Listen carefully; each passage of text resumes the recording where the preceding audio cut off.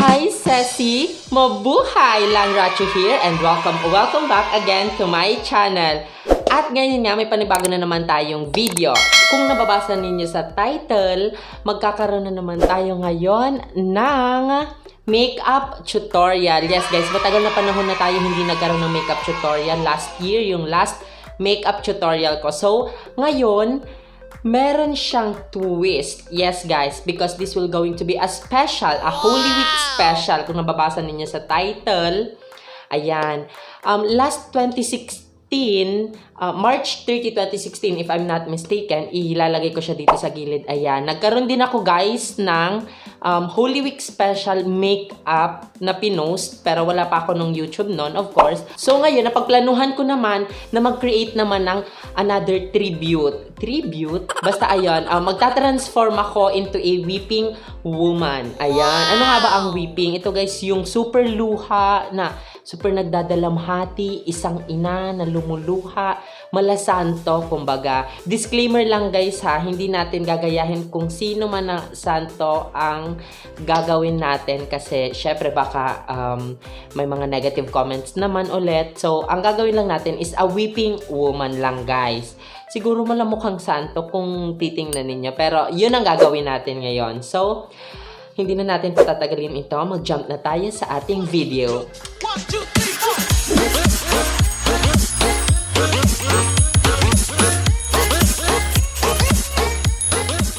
4. And I am back. Ayan. Kung bago pa lang kayo sa channel ko at hindi nyo alam kung paano ko to ginawa, i-click nyo na lang dito sa gilid yung iCard para malaman ninyo kung paano ako nagtanggal ng aking eyebrows and kung paano ko nilagay yung foundation. Ngayon guys, nag-bake na ako diretso para at least dire-diretso na itong ating makeup tutorial. Itataas natin yung kilay natin. Huwag naman sana magmukhang drag queen itong ating tutorial, itong kinalabasan nitong makeup na ito. Amen.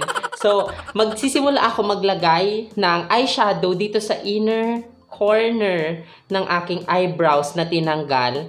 And for that, gagamit ako ng James Charles palette.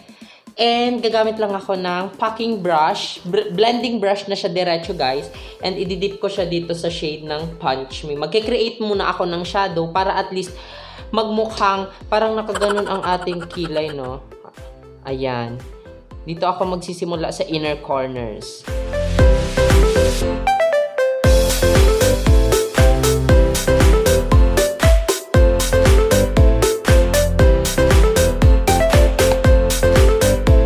Ayan, so since tapos na tayo maglagay ng shadows, magpo-proceed na tayo ngayon maglagay ng color pink. Minimal lang ang ilalagay natin since parang light makeup, like parang fresh makeup para sa parang santo nga ang mukha. So, ididip ko lang siya dito sa shade ng Skip. Ayan, sa James Charles ulit. And then, same brush ang ginamit ko. Nagsimula ako mag-pack and then, ibiniblend ko siya outwards and inwards. Kailangan minimal lang ang pag-blend para hindi masyadong magmukhang drag queen itong ating mukha. And ibababa ko lang itong pink na shade dito sa outer corner ng eyes ko para at least magmukha siyang naka-ganun. Diba?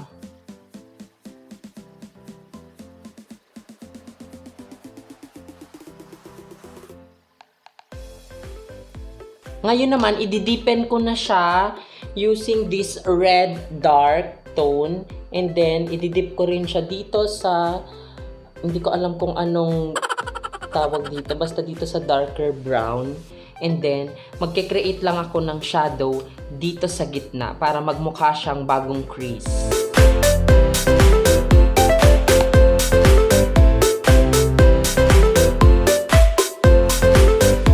Ngayon naman, para mabuhay siya, lalagyan ko naman ng highlights dito sa gitna part ng eyes ko. And I'm going to use the BYS Diamond Highlighter. Gagamit lang ako ng fingers ko para mas mailapat siya sa eyes.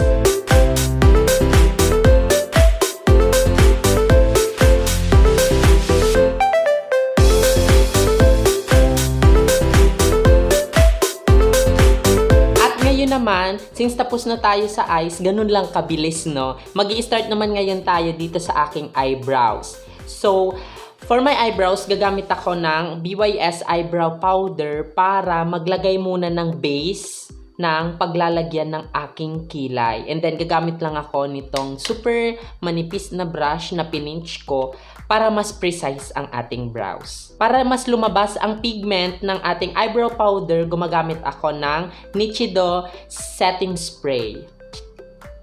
Brown ang ilalagay natin na shade ng kilay. Kasi, syempre, brown din naman ang mga kilay ng mga panahon, kaya laban na. Magsisimula ako sa inner corners.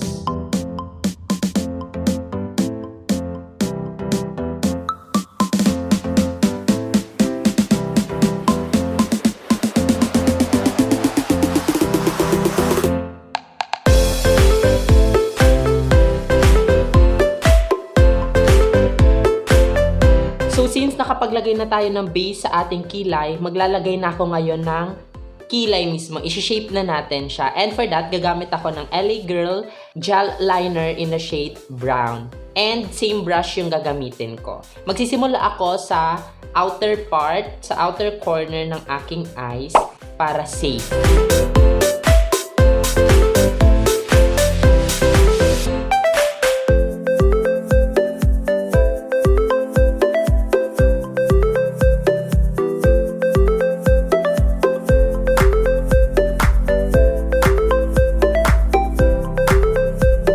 Ngayon naman, tapos na tayo sa aking kilay.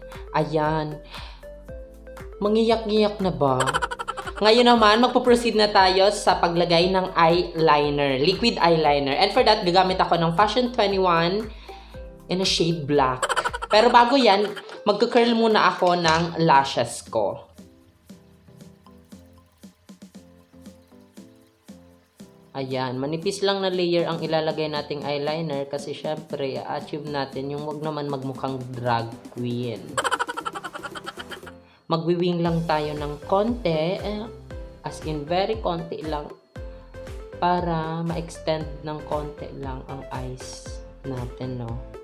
Masyadong singkit.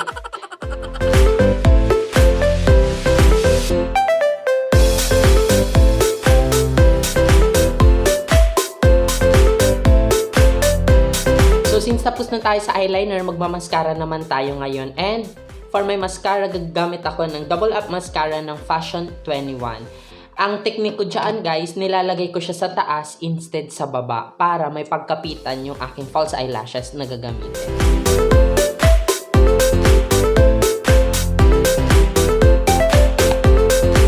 Ngayon naman, maglalagay na ako ng false eyelashes. And for my false eyelashes, gagamit lang ako ng Taiwan lashes, yung mga natural lashes lang.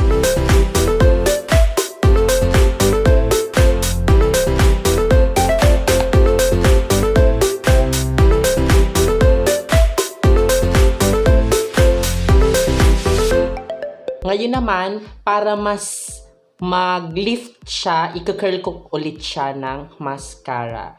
Ay, mascara. Curler.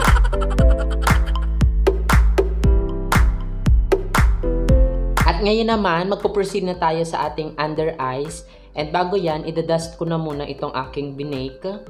Since wala naman na siyang makukuhang fallouts, pwede na natin siyang alisin. For my under eyes, gagamit lang ulit ako ng mga shade na ginamit ko dito sa eyelids ko mismo. Magfo-focus ako, guys, dito sa outer corner ng eyes ko para bumagsak siya tingnan. Mas convincing na umiiyak siya.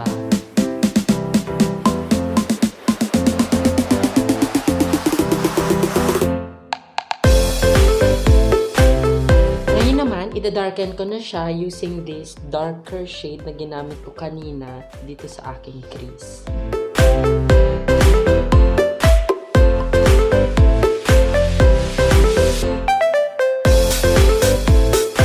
Naman, magpo-proceed na ako sa paglagay ng blush. And for that, gagamit lang ako nitong binigay sa akin na blush ni Apple. Hi, Apple! Mag-focus ako, guys, dito sa taas part kasi ibababa natin siya dito.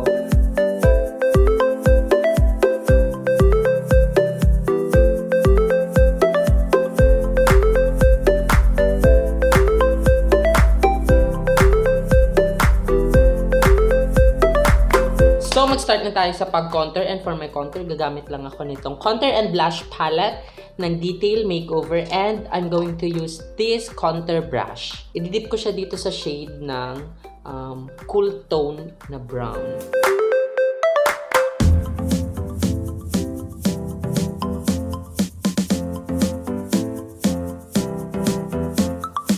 And magko-contour na rin ako sa nose. I'm going to use same shade ng contour na ginamit ko sa cheeks ko.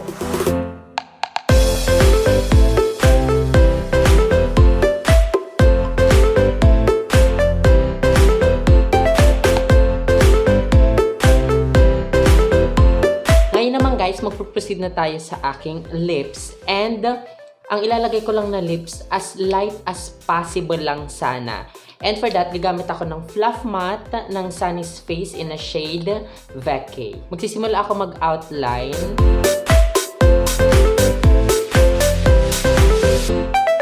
At para naman hindi masyadong define ang ating lips kasi dapat gradient lang, lalagyan natin siya ng powder. So, i-close ko lang ang mouth ko and then itatap ko lang itong sponge na ginamit ko sa mukha ko. Ngayon naman, maglalagay na tayo ng red na lipstick sa loob and then i-blend lang natin siya palabas para mag-create siya ng gradient. And for that, gagamit ako ng L'Oreal in a shade Pure Robe 266. I-dip ko lang siya using my lip liner, lip brush, and then magsisimula ako sa loob.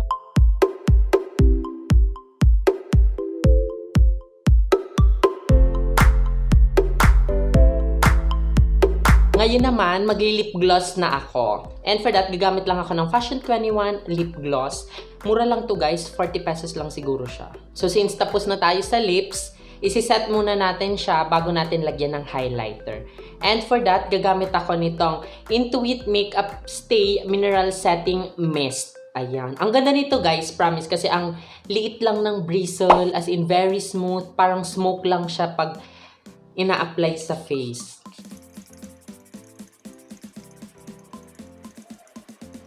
I-achieve natin yung glowy na finish. Kaya kailangan mamasa-masa tayo. So, habang hindi pa siya nagsiset, maglalagay na tayo ngayon ng highlighter. And for my highlighter, gagamit ako ng Loose Truth and then BYS. Iko-combine ko sila both para maganda yung kinalabasan.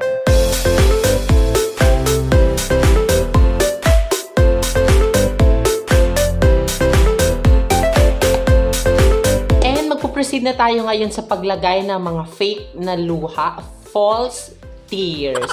Yes, ang arte, no?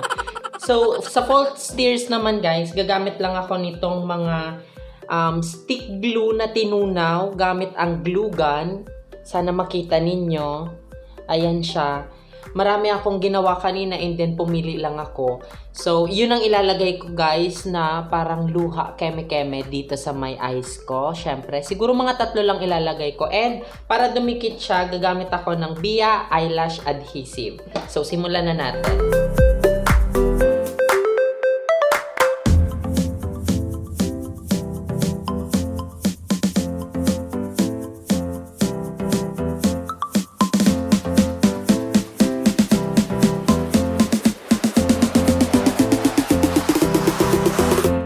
Lumuluha na ba? So guys, tapos na tayo ngayon sa ating look. Maglalagay lang ako ng contact lens and then tatapusin lang natin itong aking mga pakemeng props and etc. So magbabalik ako for the final look. Mwah!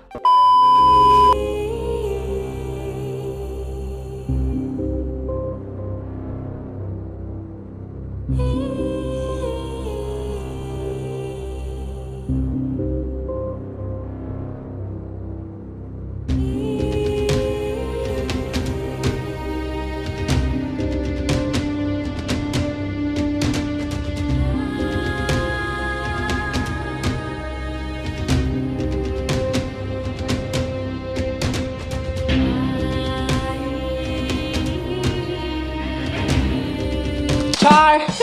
So, this is my final look, guys.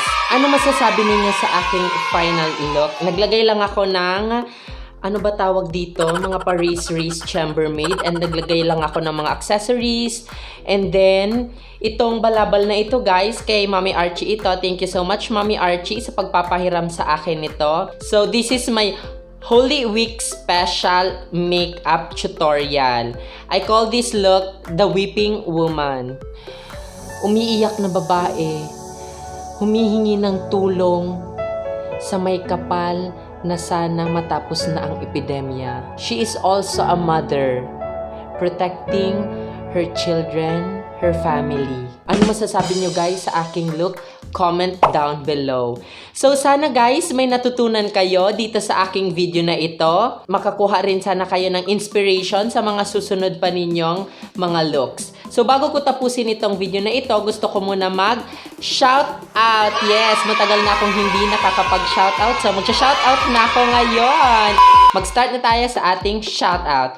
Una sa lahat, shout out kay Kerwin Sedeno of Ligao City. Hello Kerwin. Hello din kay Thomas Victoria. Tara Tomas. Hello din kay Timtian Seneta II. Hello kay Bax Justin. Hello Bax, thank you so much sa support parate. Hello rin kay JC Sapo. Hello kay Chandre Cedric Nolasco. Tara. Ano na? Ayan na, shoutout na kita. Hello rin kay Clyde Alfred Natividad. Kumusta na? Tumataba ka na ba? Hello rin kay Joshua Niebla Rico. Hi Rico, kumusta na? Hello din kay Kuya Paul Anthony Silo. Hi Kuya Paul. Hi din kay John Michael Salalima Ferrer. Hi Ningning. Shoutout din kay Carl Paraiso. Shoutout din kay Bunny Bonifacio Limyak. Am I right? Hello, Bunny! Hello din kay Rodolfo Salalima. Hi, Nakshi Cakes. Shoutout din kay Scud Abel Roque. Scud or Scud? Basta yun. Hi, girl! Hi, Cessy!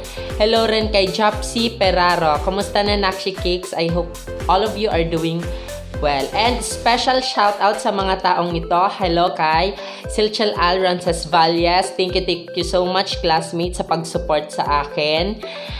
And then, hello rin kay Kenneth De Los Santos. Thank you so much din, Kenneth. Full support sila guys parati sa akin. Thank you. Hello rin kay Ate Kira Andrea. Ayan, Barbie. Juwain nyo na guys si Ate Kira. Hello din kay Daniela Payabs. Hello Daniela, kumusta na? Danny girl, I hope you're doing good. Hello rin kay Mami Red Navarro of Ligao City. Hello Mami.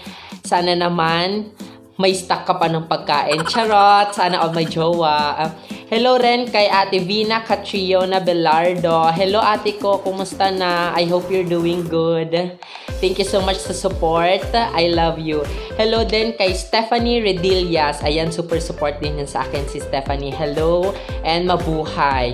Hello din kay Curly Stanfield. Ayan si Curly Stanfield. Hello din kay Leia Zamayla. Silang dalawa guys, naghahanap sila ng jowa. Jowain nyo na daw sila. And of course, hello kay Marvin Maestrado Clavero. Hi baby! Kumusta na? Mwah. And of course, hello kay Kuya Edward Lonsing Rivera from Paula. At maraming salamat sa suporta na ibinibigay ninyo sa akin. Walang sawang suporta, walang sawang pagtangkilig panunood sa aking videos. Thank you all so much guys. Para sa inyong lahat ito. And of course, gusto ko rin magpasalamat sa mga friends ko out there na silently nagsusupport sa akin and then nanonood ng videos ko. Thank you all so much. At sana ngayong Holy Week magnilay-nilay ang lahat. Sana mag-pray tayong lahat na ma-stop na itong virus na ito. So, thank you all so much. Tatapusin ko na itong video na ito dito. Kung hindi pa kayo nakasubscribe sa aking channel, huwag kalimutan na i-click ang subscribe button and ring that bell beside her para at least updated kayo sa lahat ng bago kong video. And of course, huwag kalimutan na i-follow ako sa aking social media accounts. And i-follow nyo na rin ako sa aking TikTok. Ayan. So, thank you all so much guys for watching. See you on my next video. God bless you all. Bye, Cessy. Mwah!